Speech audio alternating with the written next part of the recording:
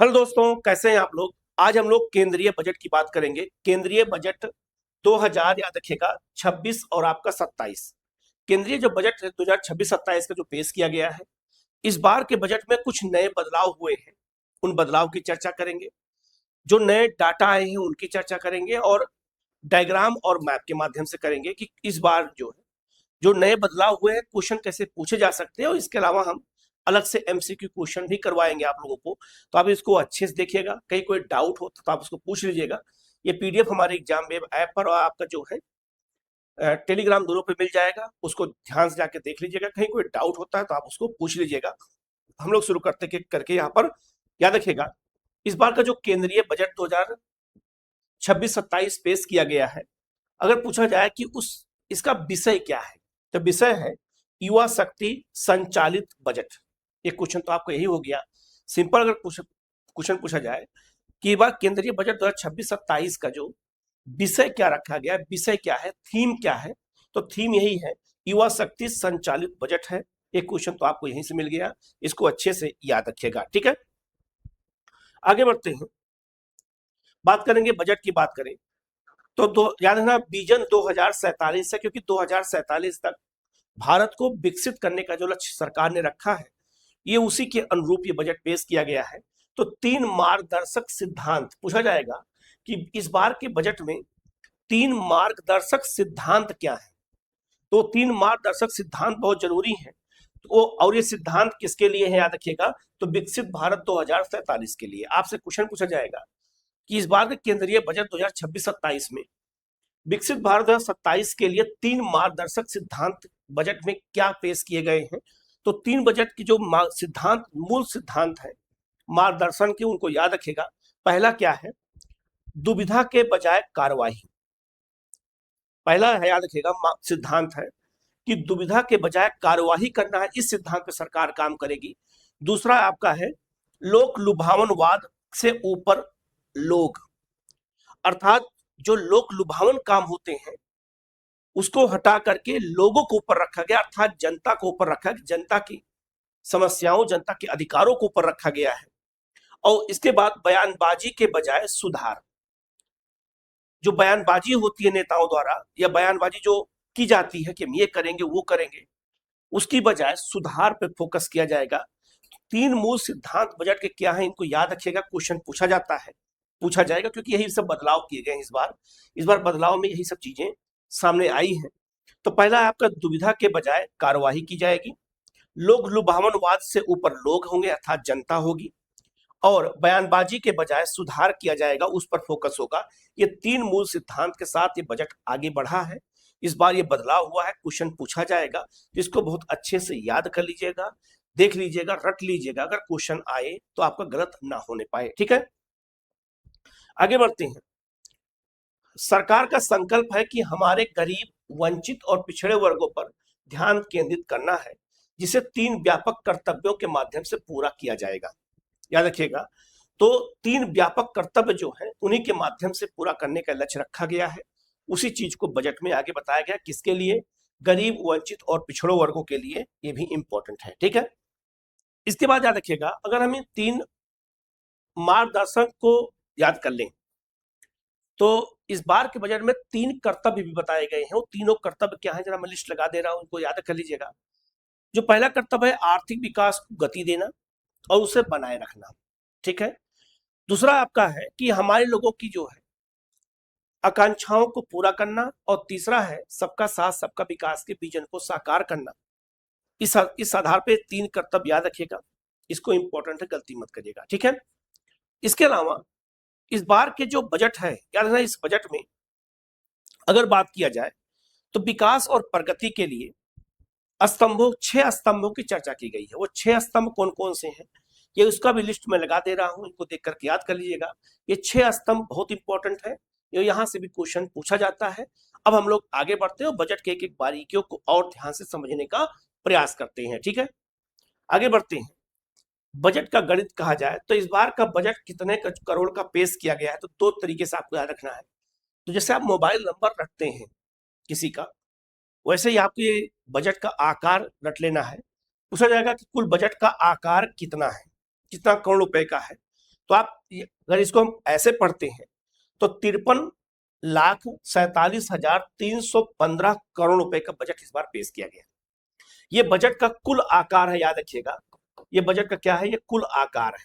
लेकिन अब सवाल यहाँ खड़ा ये होता है कि इसको याद कैसे करना, तो आप ऐसे इसको याद करिएगा 53,47,315, 53,47,315 4-5 बार पढ़िए, दीवार पर कहीं नोट कर लीजिए, उसको बार बार देखते रहिए, क्योंकि एक क्वेश्चन तो फिक्स होता है कभी कभी कि बजट का इस बार कुल आकार कितना है, तो रकम सीधा सीधा रकम ही दी जाती है, या तो इस फॉर्म में या तो बताएंगे इस फॉर्म में होगा लाख करोड़ में।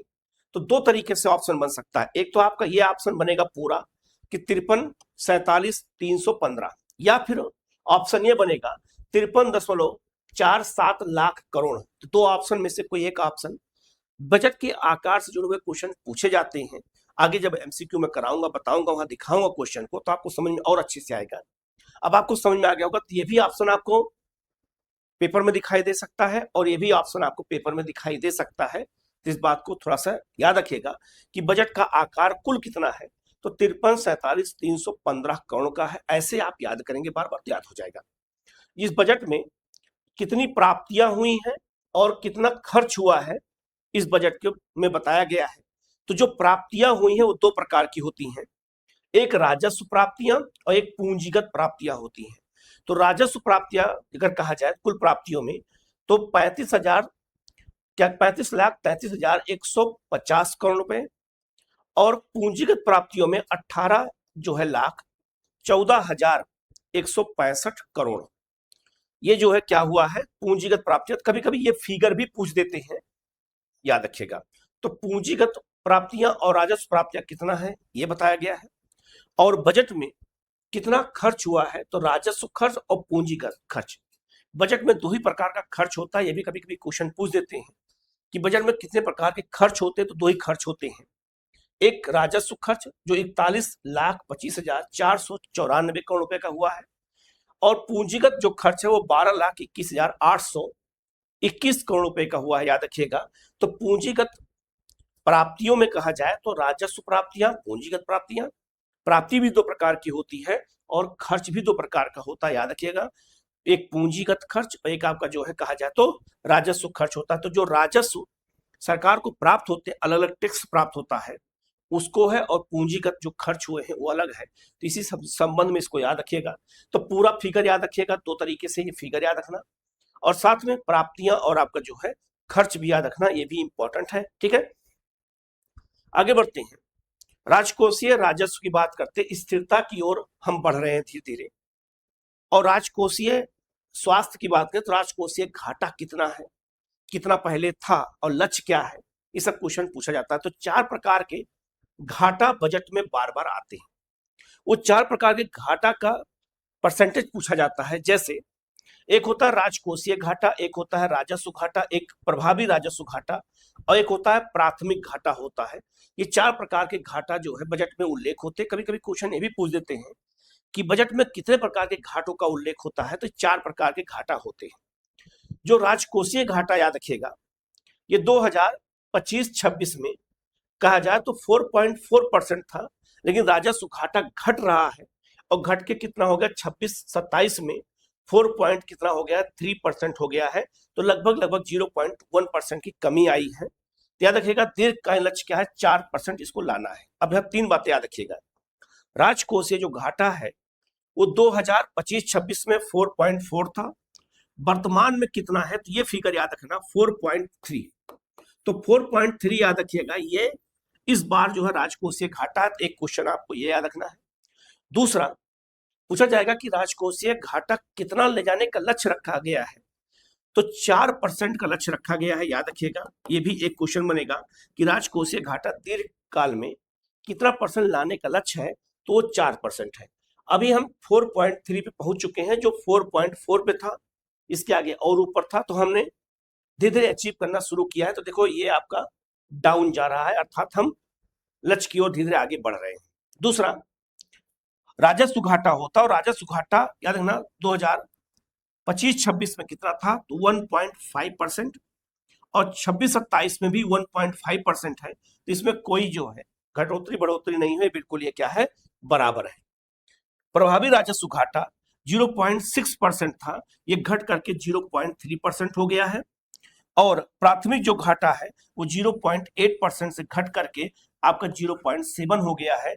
तो 3 में गिरावट आई है, 1-2 में नहीं, 3 में गिरावट आई है। एक आपका जो है राजकोषीय घाटा में, प्रभावी राजस्व घाटा में और प्राथमिक घाटा, तीनों में जो गिरावट आई है, इसको याद रखिएगा। कितना है तो ये सब आपसे क्वेश्चन पूछा जाएगा। तो ये तो तुलना करने के लिए, अगर आपको ये याद नहीं है तो कोई बात नहीं है, कभी कभी क्वेश्चन पूछ देते हैं, लेकिन आपको ये फिगर याद रखना होगा। मैं एक बार दोबारा बता देता हूं कि राजकोषीय जो घाटा है वो इस समय वर्तमान में 4.3% है और 4 तक ले जाने का लक्ष्य है। ठीक है। जो दूसरा आपका है राजस्व घाटा वो 1.5%, प्रभावी राजस्व घाटा 0.3% और प्राथमिक घाटा आपका 0.7% है। इसको अच्छे से याद रखिएगा, 2026-27 में क्वेश्चन 100% आता है, याद रखिएगा, गलती मत करिएगा। ठीक है। अच्छा, ये जो घाटों में निरंतर कमी हो रही है, ये जो है मैक्रो इकोनॉमिक स्थिरता और मजबूत वित्तीय प्रबंधन को ही दर्शा रहा है कि सरकार के जो निर्णय हैं वो बजट में दिखाई दे रहे हैं। ठीक है। आगे बढ़ते हैं। पूंजी का प्रवाह, रुपया कहां से आता है और कहां जाता है, अर्थात रुपया कहां से आता है मतलब सरकार को आय की कहां से प्राप्ति होती है। तो सरकार को जो आय की प्राप्ति होती है और सरकार जो व्यय कर रही है, याद रखिएगा, कहां जाता है, ये क्वेश्चन पूछा गया है। तो शुरू की 4 मद को आपको याद रखना है। ये क्वेश्चन पूछा जाता है चाहे आपका अवरोही क्रम में पूछ दिया जाए, घटते से बढ़ते क्रम में, और चाहे अलग अलग परसेंटेज करके पूछ दिया जाए, 4 ऑप्शन हो और 4 परसेंटेज हो और उनको मिलान करने को। तो याद रखिएगा, सरकार को आय की जो प्राप्ति हुई है और जो सरकार ने व्यय किया है, इसी के तुलना को ही हम क्या कहते हैं, बजट कहते हैं। जब अंतर निकालते हैं इसी को बजट कहा जाता है।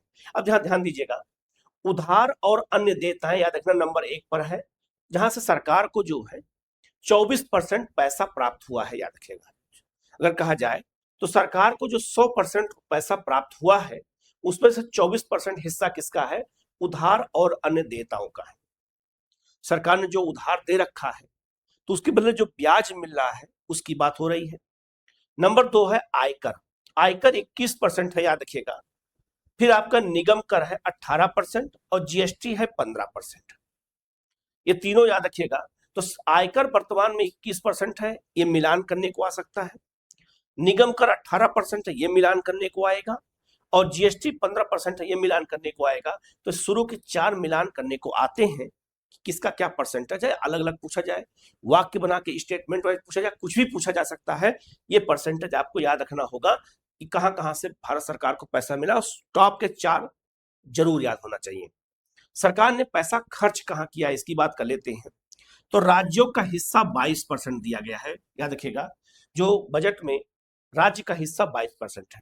दूसरा, ब्याज अदायगी 20%। सरकार, भारत सरकार जो अंतरराष्ट्रीय और स्तर पे, चाहे विश्व बैंक हो चाहे आईएमएफ हो, जो किसी से लोन लेती है, किसी भी बैंक से, अंतरराष्ट्रीय बैंक से, किसी संस्था से, तो उसका ब्याज अदा किया जाता है।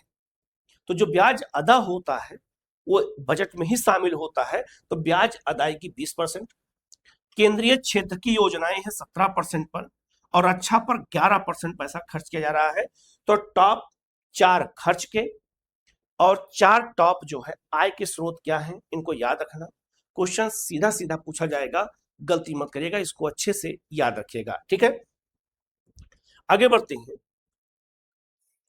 शीर्ष आवंटन प्राथमिकता के स्तंभ कहा जाए तो 3 शीर्ष मंत्रालय कौन है जिन्हें पैसा दिया गया है, और 3 शीर्ष योजनाएं हैं किसको ज्यादा पैसा दिया गया है, ये भी क्वेश्चन पूछा जा सकता है।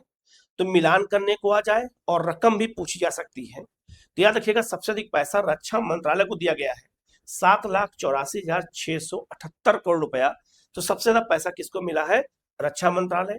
दूसरा, सड़क और परिवहन राजमार्ग मंत्रालय को 3,09,575 करोड़ रुपया मिला है। और रेलवे मंत्रालय को नंबर 3 पे है, जो 2,81,377 करोड़ रुपए मिला है, याद रखिएगा। तो टॉप 3 मंत्रालय कौन है जिन्हें ज्यादा बजट में पैसा दिया गया है।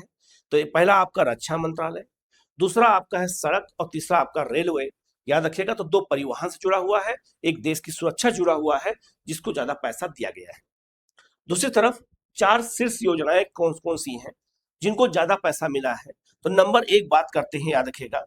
तो नंबर एक पर आपका है बीजीजी रामजी योजना, जिसे पूर्व में मनरेगा कहते थे। तो मनरेगा को याद रखना 95,692 करोड़ रुपया दिया गया है। ये फिगर आपको याद रखना होगा। और याद रखना मनरेगा में संशोधन करके इसका नाम यही रख दिया गया है और इसको लागू किया गया है 1 जुलाई से। 1 जुलाई से इसको 2026 से इसको लागू कर दिया गया है, याद रखिएगा। तो इसके प्रावधान क्या है इसको मैंने अलग से मैं बताऊंगा कि क्या है कैसे है। तो सबसे अधिक पैसा अगर योजनाओं पूछा जाए तो किसको दिया गया है, याद रखना बीजी राम जी को दिया गया है। दूसरी तरफ नंबर दूसरा है आपका जल जीवन मिशन को दिया गया है 67,000, याद रखना 600 जो है 17 करोड़ रुपए। पीएम किसान योजना को 63,500 करोड़ रुपए और पीएम आवास योजना ग्रामीण क्षेत्र को, ग्रामीण और शहरी दो चलती हैं, तो ग्रामीण को दिया गया है 54,917 करोड़ रुपए दिया गया है। तो चार योजनाएं टॉप की याद रखिएगा और 3 मंत्रालय टॉप का याद रखिएगा। क्वेश्चन यहां से सीधा सीधा पूछा जाएगा, गलती मत करिएगा, ठीक है। आगे बढ़ते हैं। कर्तव्य वन, अलग अलग कर्तव्य इस बार डिसाइड किए गए हैं। तो जो पहला कर्तव्य है आर्थिक विकास, तकनीकी और विनिर्माण इकोसिस्टम। आत्मनिर्भर विनिर्माण हब के लिए क्या काम किया जा रहा है ये भी जानना जरूरी है। पहला बायो फार्मा शक्ति, 10,000 करोड़ रुपए आवंटन किया गया है। 3 नए याद रखना NIPERS स्थापित किए जाएंगे और 1,000 प्लस क्लिनिकल ट्रायल जो है नेटवर्क स्थापित किया जाएगा इस बार। रसायन और वस्त्र के लिए 3 समर्पित याद रखना केमिकल पार्क स्थापित बनाए जाएंगे। राष्ट्रीय फाइबर योजना और मेगा टेक्सटाइल पार्क बनाया जाएगा, याद रखिएगा। तो राष्ट्रीय फाइबर योजना जो है ये भी जोड़ा गया है, इस बार नई योजना शुरू की गई है। सेमीकंडक्टर और खनिज की बात कर लेते हैं। तो सेमीकंडक्टर इकाई इंडिया सेमीकंडक्टर मिशन जो है याद रखिएगा 2.0 शुरू कर दिया गया है, याद रखिएगा।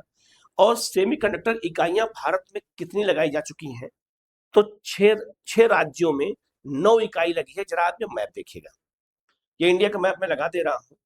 तो किस राज्य में कितनी इकाइयां, तो गुजरात में 2 इकाई है, नोएडा आपका उत्तर प्रदेश असम में, इसके अलावा पंजाब में, उड़ीसा में, आंध्र प्रदेश में। यहाँ पर जो है 6 राज्यों में सेमीकंडक्टर याद रखना इंडिया सेमीकंडक्टर मिशन 1 के तहत लगाया गया है। अब 2 शुरू किया गया है। दूसरा फिर देखिएगा लिखा है समर्पित दुर्लभ धातु गलियारा का निर्माण किया जाएगा। तो दुर्लभ धातुएं जो होती हैं उसको लेकर के भारत सरकार ने याद रखना एक गलियारा का निर्माण किया है जिसे रेयर अर्थ गलियारा कहते हैं। जरा आप ये मैप देखिएगा दोबारा से।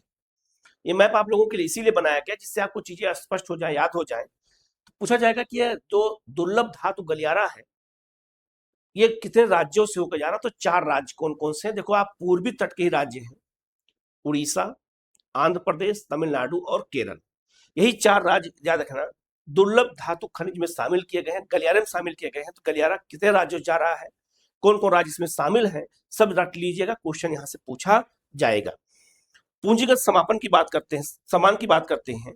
तो CIA योजना कंटेनर विनिर्माण और जो है उसकी डिजिटल जो है सर्विस ब्यूरो स्थापित किया जाएगा, ये भी इंपॉर्टेंट है, ठीक है। आगे बढ़ते हैं। कर्तव्य 2 बुनियादी ढांचा और MSME सशक्तिकरण। MSME को बढ़ावा देने के लिए भारत सरकार ने बहुत सारे काम किए हैं। तो याद रखना कर्तव्य जो अगर कहा जाए तो क्या क्या कर्तव्य है उसी चीज को ये बताया जा रहा है। तो बुनियादी ढांचा और MSME अर्थात जो सूक्ष्म उद्योग है उनके लिए सरकार क्या कर रही है, ये क्वेश्चन पूछा जा सकता है। तो सार्वजनिक पूंजीगत व्यय की बात किया जाए तो 12.2 लाख करोड़ रुपए, याद रखना लगभग 9% की वृद्धि हुई है किसमें, सार्वजनिक पूंजीगत व्यय में, याद रखिएगा। ये भी अपने आप में क्वेश्चन बनेगा, याद रखना। रेलवे के लिए क्या काम हो रहा है, डेडिकेटेड जो है फ्रंट कॉरिडोर बन रहा है 2100 किलोमीटर दानकुली से सूरत तक। ये क्वेश्चन पूछा जाएगा कि इस बार के बजट में डेडिकेटेड जो है फ्रंट कॉरिडोर का निर्माण किया जा रहा है, तो वो कहां से कहां के लिए हो रहा है, तो दानकुली से सूरत तक के लिए 7 नए हाई स्पीड रेल कॉरिडोर बनाए जाएंगे 2100 किलोमीटर का। याद रखना ये बहुत महत्वपूर्ण है, याद रखना। वाटर के लिए बात करें तो 20 नए राष्ट्रीय राजमार्ग जो है क्या कहते हैं शुरुआत किया जाएगा, और वर्तमान में 111 राष्ट्रीय राजमार्ग हैं, और राष्ट्रीय राजमार्ग 5 उड़ीसा से शुरुआत होने वाला है, बना दिया गया था। याद रखना कि जो है ब्राह्मणी नदी और आपका जो है उस वहां पर जो नदी पाई जाती है ब्राह्मणी, उस पर बनाया गया है, बैतरणी नदी बनाया गया है। तो उड़ीसा में 5 नंबर का है, याद रखिएगा। वहां पर तटीय नौवहन हिस्सेदारी 12% लक्ष्य है, और सी प्लेन योजना भी शुरू की जा रही है कि अब प्लेन को सागर पे उतारा जाए, जैसे हम हवाई अड्डे पर उतारते हैं। तो ये भी अपने आप पे एक इंपॉर्टेंट है। एमएसएमई सशक्तिकरण के लिए क्या जाएगा, त्रिस्तरीय एमएसएमई ग्रोथ फंड बनाया जाएगा, 10,000 करोड़ रुपए का, याद रखिएगा। तो नाम क्या होगा, त्रिस्तरीय एमएसएमई ग्रोथ फंड होगा। तो पूछा जाएगा त्रिस्तरीय एमएसएमई जो ग्रोथ फंड है उसमें कितना पैसा उस फंड में रखा जाएगा, तो 10,000 करोड़ रुपया। एक क्वेश्चन ये हो गया। आत्मनिर्भर भारत फंड जारी किया जाएगा, और कारपोरेट मित्र कैडर याद रखना टीयर 2 और टीयर 3 शहरों के लिए शुरू किया जाएगा। ये भी इंपॉर्टेंट है एमएसएमई के लिए, तो याद रखना ये भी बजट में घोषित किया गया है। ठीक है। भविष्य की तकनीक और ऊर्जा स्थिरता की बात करें तो डीप टेक स्टार्टअप इकोसिस्टम की शुरुआत किया जाएगा। क्वांटम कंप्यूटिंग, एआई और सेमीकंडक्टर स्टार्टअप के लिए एक नया सीड फंड शुरू किया गया है, याद रखना ये भी इंपॉर्टेंट है। हरित ऊर्जा ग्रिड 2.0 क्या है, नवीकरणीय ऊर्जा सौर और ग्रीन हाइड्रोजन को मुख्य ग्रिड से जोड़ने की राष्ट्रीय पहल शुरू की जाएगी। ये भी इंपॉर्टेंट है, याद रखिएगा। अब नवीकरणीय ऊर्जा को ग्रिड में शामिल किया जाएगा। आपका इसके अलावा कार्बन तकनीक क्या है, कार्बन टैक्स उपयोग और भंडारण प्रौद्योगिकियों के विकास के लिए अगले 5 वर्षों में 20,000 करोड़ रुपए का आवंटन नेट जीरो की ओर बढ़ते कदम है। तो जो नेट जीरो का लक्ष्य है 2070, उसी के अनुरूप याद रखना कार्बन टैक्स उपयोग और भंडारण की शुरुआत की जा रही है, CCUS की। ये भी इंपॉर्टेंट है, इसे कार्बन तकनीक कहते हैं, याद रखिएगा। ये भी पूछा जा सकता है क्योंकि चर्चा में बहुत रहा है। ठीक है। अगला कर्तव्य 2 क्या है, आकांक्षाओं की पूर्ति, मानव पूंजी का निर्माण। जो मानव है हमारे यहाँ वो भी क्या है, एक पूंजी है। जैसे हमारे यहाँ गाड़ी, खेत, अगर व्यक्तिगत बात करते हैं तो गाड़ी हो गया, खेत हो गया, जो हमारा सोना होता है घरों में, जो हमारे पैसा होते हैं वो हमारे क्या होती है, पूंजी होती है। तो मानव भी पूंजी है। आपके घर में 5 सदस्य हैं, तो 5 सदस्य मिल करके घर चला रहे हैं ना, घर में रहते हैं।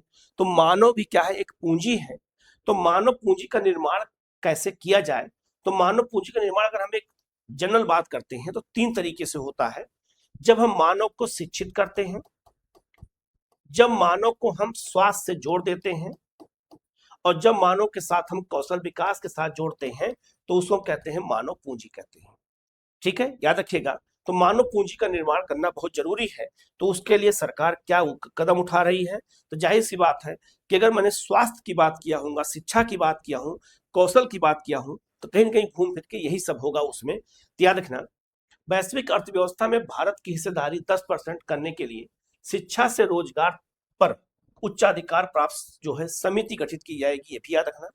तो 10% हिस्सेदारी अगर करना है भारत की वैश्विक स्तर पर, तो हमें जमीनी स्तर पर काम करना पड़ेगा, तब जाकर के मिलेगा, नहीं तो नहीं मिलने वाला है। तो संबंध स्वास्थ्य पेशेवर, अब देखो स्वास्थ्य की बात आई कि नहीं है, तो मानव पूंजी निर्माण में स्वास्थ्य रहेगा, शिक्षा रहेगा, तो अगले 5 वर्षों में 1 लाख नए AHP कार्यबल में शामिल होंगे। 1.5 लाख वृद्ध देखभाल प्रदाता प्रशिक्षित किए जाएंगे। तो 1.5 लाख लोगों को यह प्रशिक्षण दिया जाएगा कि वृद्धों का ख्याल कैसे रखना है, याद रखिएगा। तो संबंध स्वास्थ्य पेशेवर, याद रखना, इसकी शुरुआत हो रही है। याद रखना, ऐसे पेशेवर को जो है स्वास्थ्य सेवाओं से जोड़ा जाएगा जो दूसरे की देखभाल कर सकते हैं। दूसरा, आयुष, 3 नए अखिल भारतीय आयुष संस्थान स्थापित किए जाएंगे। अब आप समझ सकते हो कि स्वास्थ्य पर कितना जो है गंभीर मामला है ये। जामनगर में संस्थान होगा, जामनगर में WHO वैश्विक पारंपरिक चिकित्सा केंद्र का उन्नयन किया जाएगा, ये भी अपने आप में क्वेश्चन बनेगा। पशुपालन, 20,000 नए पशु चिकित्सकों की उपलब्धता, निजी क्षेत्र के अस्पतालों लैब के लिए पूंजीगत सब्सिडी योजना शुरू की जाएगी। तो स्वास्थ्य क्षेत्र को मजबूत जब तक नहीं करेंगे, मानव पूंजी नहीं हो सकता, मानव पूंजी नहीं बन सकता है। इस बात को याद रखिएगा। ठीक है। कर्तव्य दो आपका शिक्षा, पर्यटन और ऑरेंज इकोनॉमी क्या है। शिक्षा क्या है, 5 यूनिवर्सिटी टाउनशिप औद्योगिक कॉरिडोर के पास स्थापित किए जाएंगे। तो 5 यूनिवर्सिटी टाउनशिप स्थापित किया जाएगा इस बार बजट में। बीजीएफ के माध्यम से हर जिले में महिला छात्रावास उच्च शिक्षा में नारी शक्ति को बढ़ावा देने के लिए होगा। ऑरेंज इकोनॉमी क्या है, आईआईसीटी मुंबई द्वारा 15,000 स्कूलों और 500 कॉलेजों में, याद रखिएगा, एनिमल विजुअल आपका जो है इफेक्ट ग्रेमिंग आपका जो है कॉमन्स कंटेंट क्रिएटर लैब की स्थापना की जाएगी। ये भी इंपॉर्टेंट है, ये भी याद रखिएगा।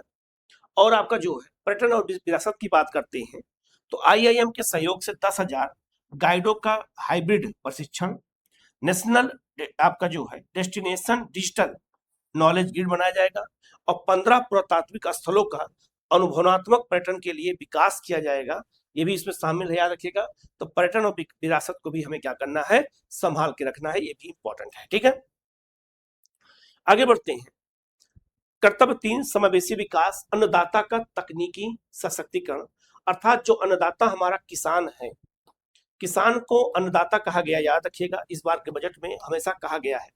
तो किसान क्या है, हमारा अन्नदाता है।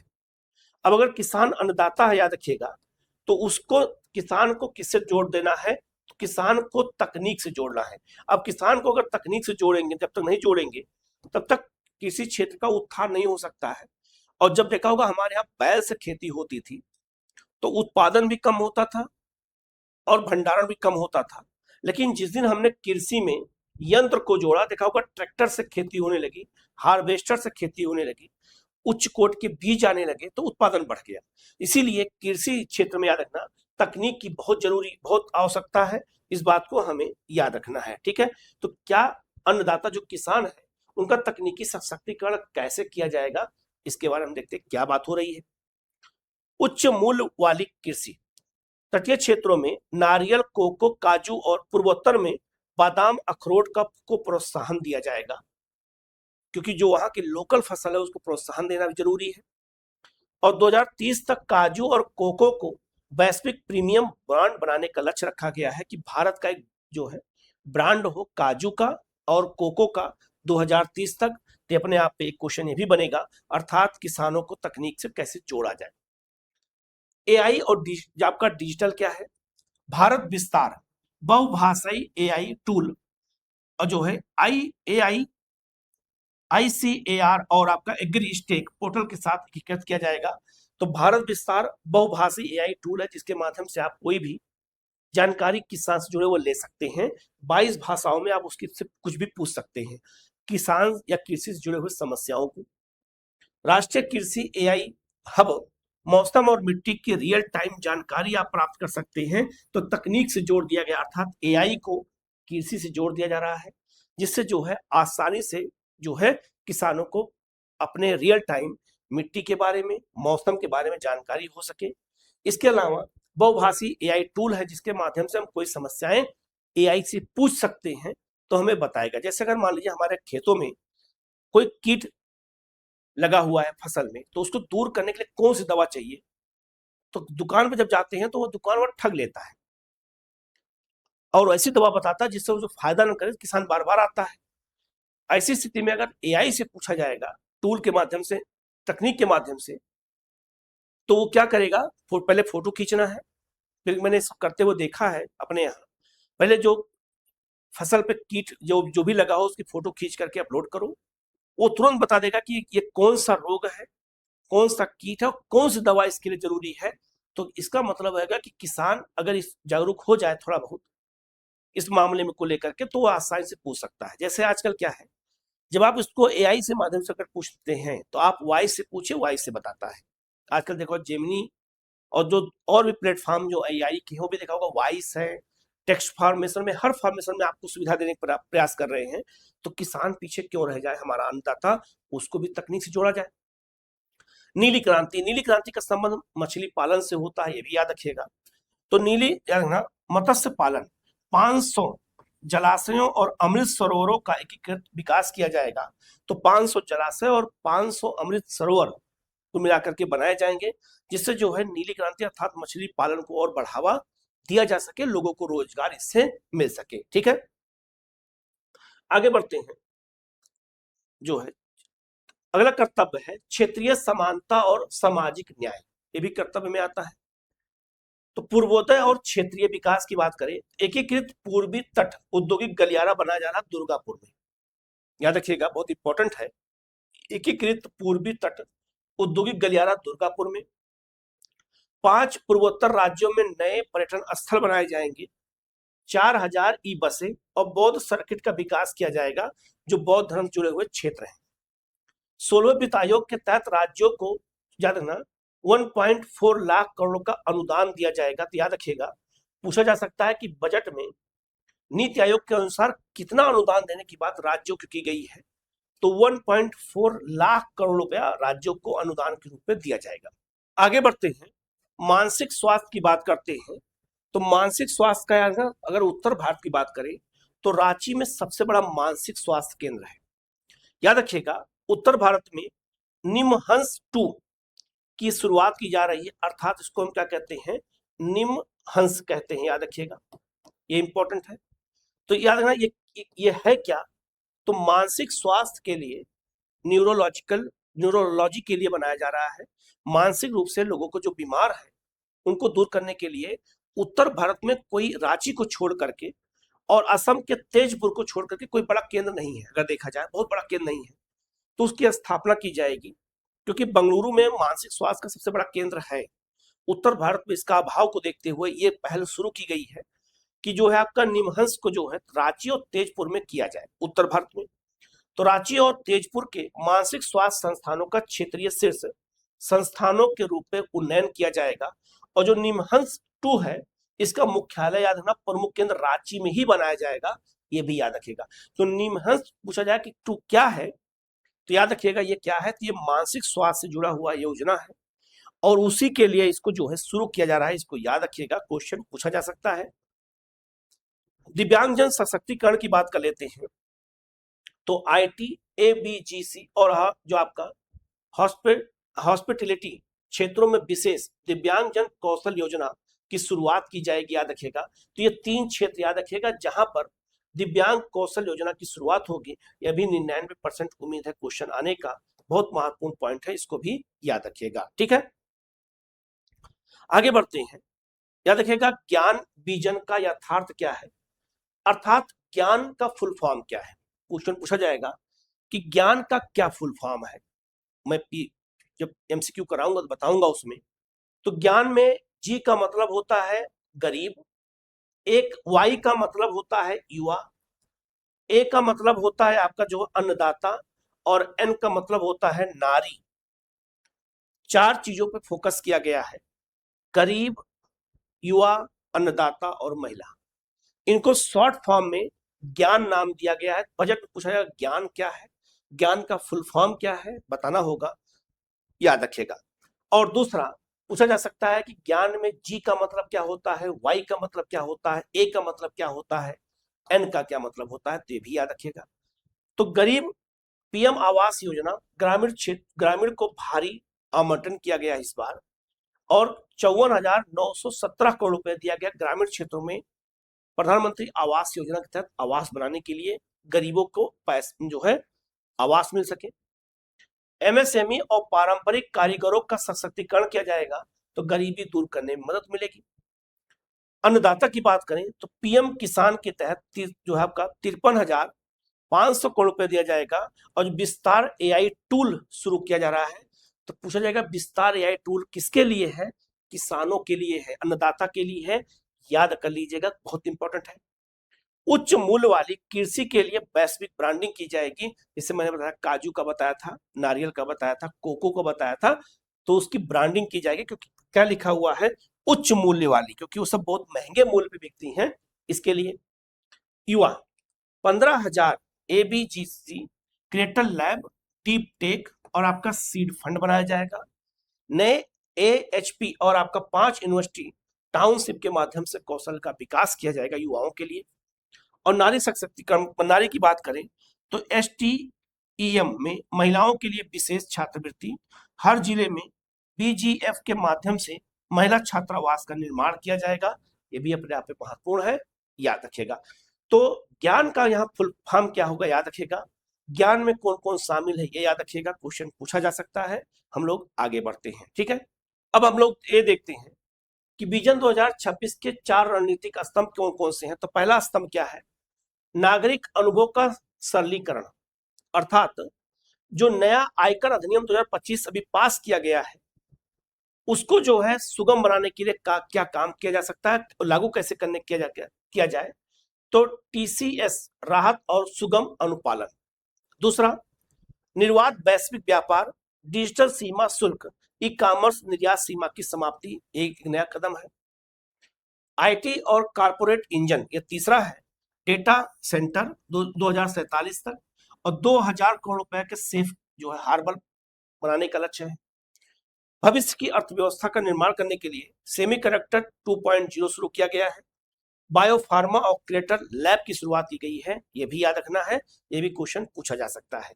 तो जो विजन याद रखिएगा, जो 4 विजन है, नागरिक अनुभव का सरलीकरण, ये क्या है, हम यहीं से शुरू करते हैं और एक एक करके समझने का प्रयास करते हैं। याद रखिएगा, प्रत्यक्ष कर सरलता का नया युग। हमारे यहाँ आयकर देखा होगा, इस बार आयकर सबसे ज्यादा भी है। तो आयकर अधिनियम जो था वो याद रखना 1961 का था, तो उसको संशोधन कर दिया गया और 2000 याद रखना संशोधन करके 2025 नया आयकर अधिनियम 2025 पास किया गया और इस अधिनियम को लागू किया गया 1 अप्रैल 2026 को। नया आयकर अधिनियम लागू किया गया 1 अप्रैल 2026 को। तो कई डेट याद रखनी है। एक डेट ये याद रखना है कि जो नया आयकर अधिनियम है ये कौन सा है, तो 2025 है। ये किस कानून का स्थान लिया है, तो 1961 का। और ये कब लागू किया गया, तो 1 अप्रैल 2026 को ये लागू किया गया। इसमें है क्या, जो संशोधन किया गया, संशोधन क्यों किया गया, मतलब अर्थात ये इसलिए किया गया कि सरलता का नया युग, अर्थात आयकर अधिनियम को इतना सरल बनाओ कि जिससे लोग प्रभावित ना हो, लोगों को परेशानी ना हो। लेकिन हमें आयकर अधिनियम के बारे में जागरूकता कौन फैलाएगा, तो भारत का जो वित्त मंत्रालय है, याद रखिएगा, वित्त मंत्रालय ने क्या किया कि 15 मार्च को इस आयकर अधिनियम के प्रति जागरूकता फैलाने के लिए प्रारंभ 2026 नामक एक अभियान शुरू कर दिया। तो प्रारंभ याद रखिएगा, प्रारंभ 2026 पूछा जाए, अभियान किससे जुड़ा हुआ है, तो नया आयकर अधिनियम को लागू करने के लिए नहीं, जागरूकता के लिए, ठीक है, ये भी याद रखना। तो प्रारंभ 2026 नया आयकर अधिनियम को कैसे लागू किया जाए, कैसे इसको लोगों को जागरूक किया जाए, बताया जाए, उसके लिए है। और 1 अप्रैल 2026 से यह अधिनियम लागू किया गया, ये भी याद रखना, क्वेश्चन पूछा जा सकता है। अब इसको सरल करने के लिए क्या काम किया गया, तो संशोधित रिटर्न की समय सीमा, जो आयकर की आपका जो आयकर में आता है वो किस समय सीमा के अंतर्गत आयकर से जुड़ा हुआ है, आपका जो है फाइल करता है अपनी रिपोर्ट को, तो मामूली शुल्क के साथ 31 दिसंबर से बढ़ा करके 31 मार्च कर दिया गया, अर्थात इसकी समय सीमा बढ़ा दी गई इस अधिनियम द्वारा।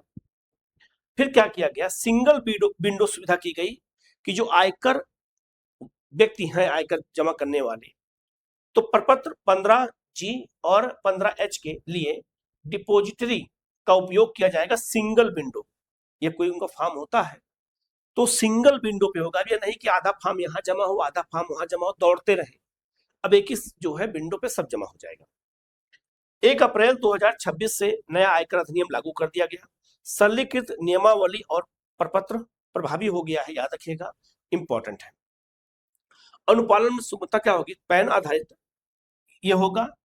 TDS जो है अनिवासी द्वारा अचल संपत्ति बिक्री का TDS के लिए 10 की अनिवार्यता खत्म कर दी गई है, यह सरल किया गया है।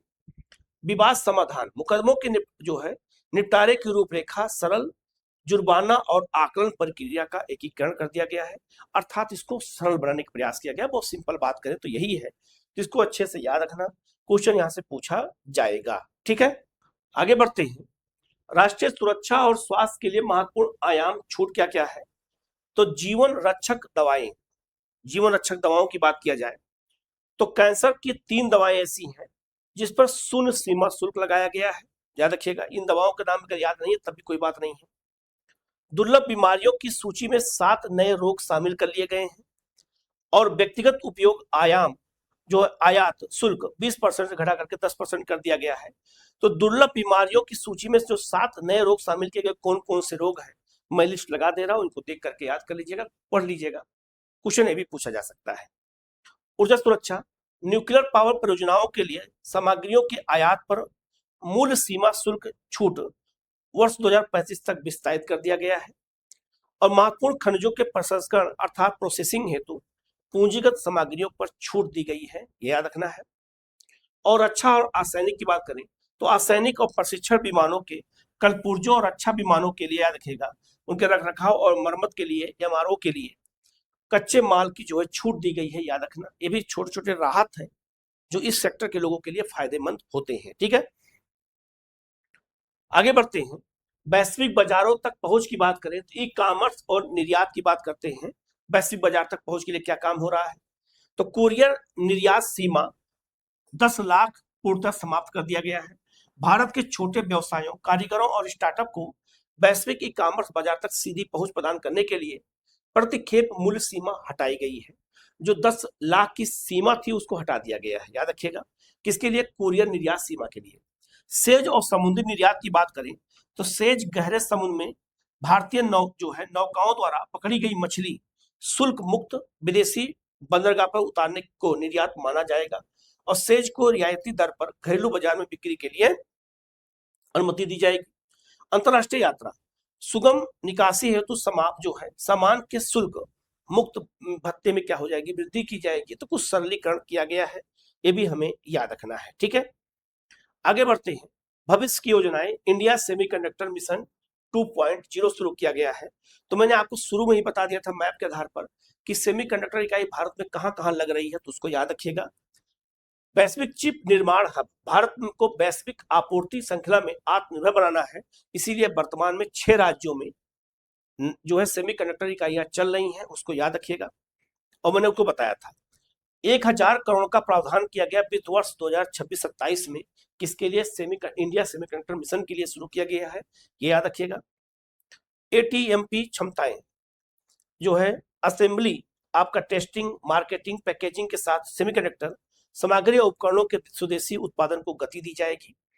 और इसके अलावा जो है अगर कहा जाए उन्नत चिप डिजाइन किया जाएगा, फुल स्टैक आईपी और आपका जो है अनुसंधान पर जो है विशेष ध्यान दिया जाएगा। ये भी जो है सेमीकंडक्टर मिशन जो शुरू किया गया है, याद रखिएगा, ये भी अपने आप में बहुत महत्वपूर्ण है, गलती मत करिएगा, ठीक है। स्वास्थ्य और नीली अर्थव्यवस्थाओं में निवेश की बात किया जाए तो बायोफार्मा शक्ति योजना शुरू किया गया है। निवेश 5 वर्षों में 10,000 करोड़ रुपए का लक्ष्य क्या है, भारत को वैश्विक बायोफार्मा आपका मैन्युफैक्चरिंग हब बनाना है और बायोलॉजिकल और आपका आपका सिमिलर्स का घरेलू उत्पादन कैंसर और मधुमेह के लिए किया जाएगा, 2 बीमारियों के लिए, ये भी याद रखिएगा। जलाशय विकास योजना अर्थात याद रखिएगा, जो कहा जाए तो जलाशयों में केज कल्चर और बुनियादी ढांचे का विकास किया जाएगा जिससे मछली उत्पादन को बढ़ावा मिले, जिसके बारे में मैंने आपको बताया था। तो कुछ योजनाएं जो शुरू की गई हैं ये भी हमें याद रखना है, ठीक है। आगे बढ़ते हैं, युवा सशक्तिकरण अगर कहा जाए तो युवाओं को स्कूल कॉलेज स्तर से ही क्रिएटर आपका इकोनॉमी के लिए तैयार करने की तो आपका दूरदर्शी पहल शुरू की गई है। तो 15,000 माध्यमिक स्कूलों में लैब की स्थापना, 500 कॉलेजों में उन्नत डिजिटल सुविधाओं की स्थापना। ये डाटा याद रखना, 15,000 ये 15,000 और 500 याद रखिएगा, ये भी इंपॉर्टेंट है। तो 15,000 इस जो है माध्यमिक स्कूलों में लैब और कॉलेजों में 500 में डिजिटल सुविधा। ये क्वेश्चन पूछा जाता है, डाटाबेस आता है, याद रखना, ये भी इंपॉर्टेंट है। इसके अलावा अगर बात करते हैं तो ABGC sector, animation, virtual impact, gaming और आपका जो है कॉमिक्स के विशेष बढ़ावा दिया जाएगा। तो ये भी याद रखना, ये भी इंपॉर्टेंट है, गलती मत करिएगा। तो याद रखना ABGC का फुल फॉर्म क्या है, तो एनिमेशन, वर्चुअल इम्पैक्ट्स, गेमिंग और आपका जो है कॉमिक्स, ये भी याद रखना। क्वेश्चन ये भी पूछ सकते हैं कि बजट में जो ABGC का उल्लेख किया जा रहा है वो है क्या, ठीक है। आगे बढ़ते हैं, जो है अगर कहा जाए तो प्रभाव, अगर संश्लेषण की बात करें तो विभिन्न हितधारकों के लिए बजट 2026-27 के लिए मायने क्या है। तो आम नागरिकों के विदेशी यात्रा TCS यानी 2% कहा जाए तो MATC ब्याज दर ब्याज कर मुक्त कर दिया गया है। व्यक्तिगत आयात शुल्क 10% कैंसर दवाओं को मुक्त किया गया है। MS कहा जाए SME के लिए या निर्यातक के लिए कुरियर निर्यात की 10% लाख सीमा हटा दी गई, मैंने बताया था। और AI आधारित जो है तकनीक सीमा शुल्क की निकासी की गई है। कारपोरेट सेक्टर के लिए IT सिर्फ जो है हार्बर बनाया जाएगा। और याद रखना 31 मार्च तक रिटर्न अपडेट एकीकृत विवाद समाधान। युवा छात्र के लिए बायोफार्मा और सेमीकंडक्टर क्षेत्र में व्यापक निवेश कर सकते हैं। 15,500 क्रिएटर लैब बनाए जाएंगे और आपका माध्यम के क्रिएटर के माध्यम से रोजगार के नए अवसर पैदा हो सकते हैं। याद रखिएगा किसके माध्यम से।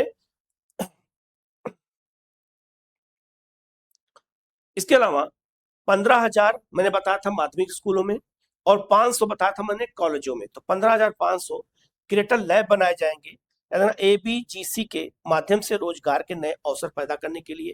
तो ये भी याद रखना, ये भी इंपॉर्टेंट है। तो बजट में जो जो इंपॉर्टेंट चीज था मैंने बता दिया है, इसको ध्यान से पढ़ लीजिएगा। कहीं कोई डाउट हो तो उसको पूछिएगा, ठीक है।